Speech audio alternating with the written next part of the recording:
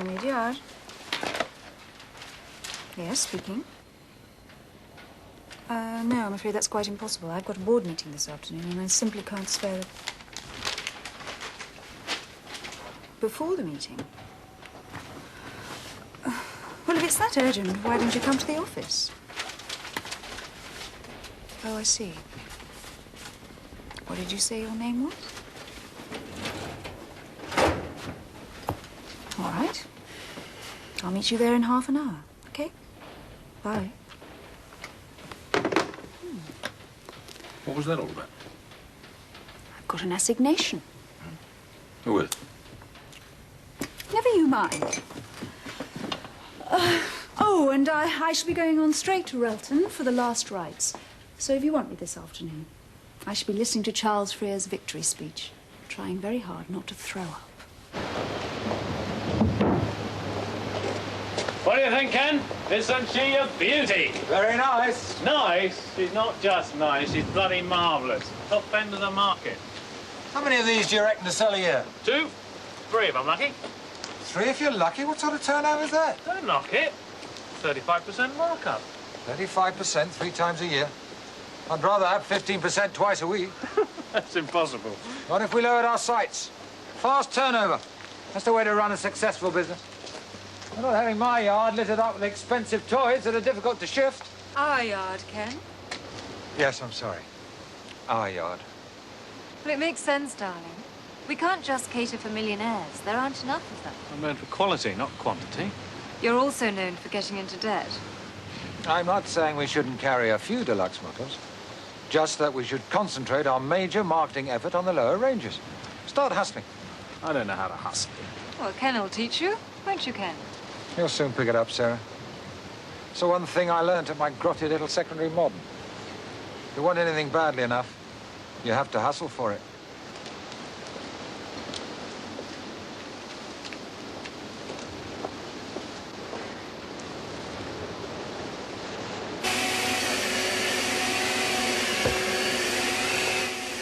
Mr. Norfolk? Yes. Thank you for coming, Miss Roth. Oh, not. Could we have a bit of hush, please? Just for 10 minutes? This is the only place I could think of at short notice. Coffee? Black, no sugar, thanks. Watching our weight, are we? Something to my advantage, you said. Yes. I've been asked to sound you out, Miss Roth, off the record, as to whether you'd be interested in becoming the managing director of a large company with marine connections. Asked by whom? A certain party who wishes to remain anonymous till he's heard your answer. And you work for this certain party? Not exclusively. I'm an executive personnel consultant. If a company has a vacancy for a senior executive, or if a senior executive wants a change of scene, they can't go down to the local job centre, so they come to me. And you find the right man for that vacancy? Or the right woman. And what makes you think I might be the right woman? Or even available, for that matter? You're on the losing side at Relton Marine, which means that your position there must be in some jeopardy. So that's why you suggested me? Because you assumed that I might be looking for a... What did you call it? A change of scene? Actually, you were my client's suggestion. He was very impressed with the way you masterminded Relton's defence against the recent takeover. He thinks you have just the organisational skills he's looking for. So he asked me to make a discreet approach. All he wants to know is whether you're interested in principle. I could be. Mr. Rolfe? Yeah, that's me.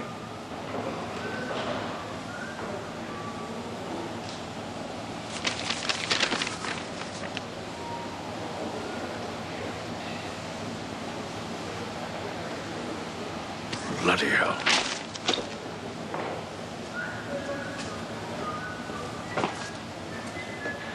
I thought you said she wasn't going to sue. She claimed that the boat wasn't fit for its purpose, and therefore it was unmerchantable. 2 million? Widow sues Mermaid's Yard for incompetence. It'll make a great headline. We are fully insured, aren't we? That's not the point. The point is we're going to lose most of our customers, and due to your incompetence. Thanks for giving me the benefit of the doubt. Are you, Mr. Howard? Yes. And, this is for you, I'm afraid. What is it? It's an ex parte order issued to the Queen's Bench Division of the High Court of Justice.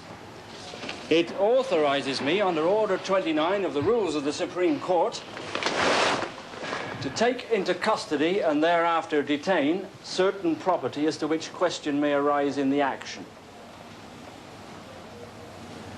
You mean you're impounding the wreckage? Yes, Mr. Howard.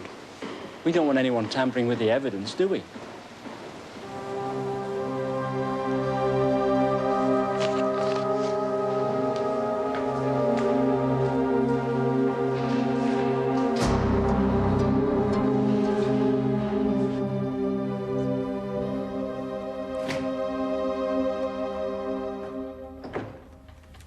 Morning, ladies and gentlemen.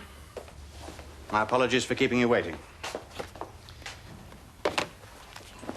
Now, as you're all no doubt aware, James Sinclair has resigned. There are no hard feelings, certainly not on my part. And you may rest assured that he will receive a generous settlement. I'm sure that we all wish him well in the future. What future? Is there something you wish to say, Miss Rolfe? No. Ah. I will take over the chairmanship of the company. But as I shall be occupied to a large extent with my other interests, I'm appointing a new managing director who will be responsible for the day-to-day decisions. Before I go any further, I must know if there'll be any other resignations. Is there anyone who feels they couldn't work with me? You mean you're not going to ask us to resign? No, Mr. Linsdale. I'm perfectly happy with the present constitution of the board. As far as I'm concerned, Relton Marine is one of the best-run companies I've ever acquired. Could you tell us something of your plans, Mr. Freer?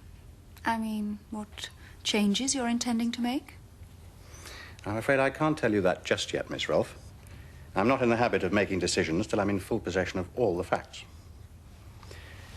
So the first thing that I shall ask the new managing director to do is to produce a detailed report of the company's existing facilities, together with recommendations as to how they might be made more cost-effective. Well, we'll just have to wait and see then, won't we? Good, because I'd like you to produce that report.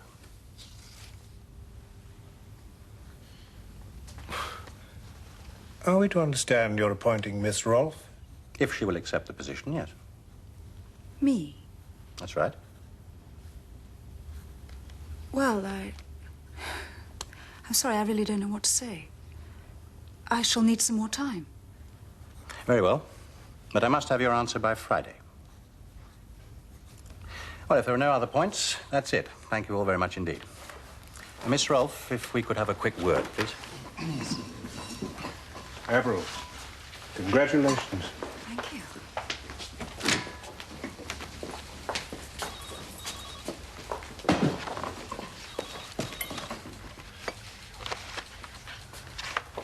What was all that about stabbing our former colleagues in the back? I hadn't put two and two together. Honestly, David. Honestly.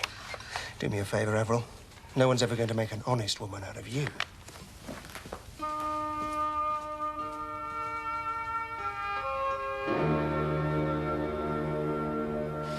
Perhaps we can try it without the belt. Sylvie, can you open the belt for me, please? Leave it, Claude. It's fine. You Jean, need some rest. I am still not happy with that. We've checked it several times now. Will you stop worrying? Yeah, perhaps, but I want it to be perfect. Excuse me, Sylvie. I am sorry. Too short, my belt. Can you tell him? He's got to stop worrying. He'll end up a wreck if he carries on like this. I'll try.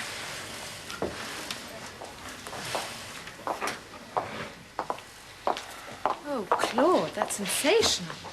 You really think so? You must know. I mean, just look at it. It's so stylish. I don't know anything anymore except that I am exhausted.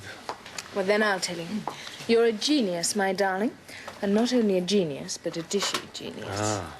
Oh, well, there is still so much to do. Not for you. We've been through the whole collection. I can supervise the packing. I can't leave the rest to you, Jean. It's not fair. It's perfectly fair. You're the one who's going to have to chat up all the buyers at the show. So I don't want you turning up with bags under your eyes. Here you go. Well, if you're certain you don't need me. I need a designer who's bright-eyed and bushy-tailed. That's what I need. Thanks, Mum.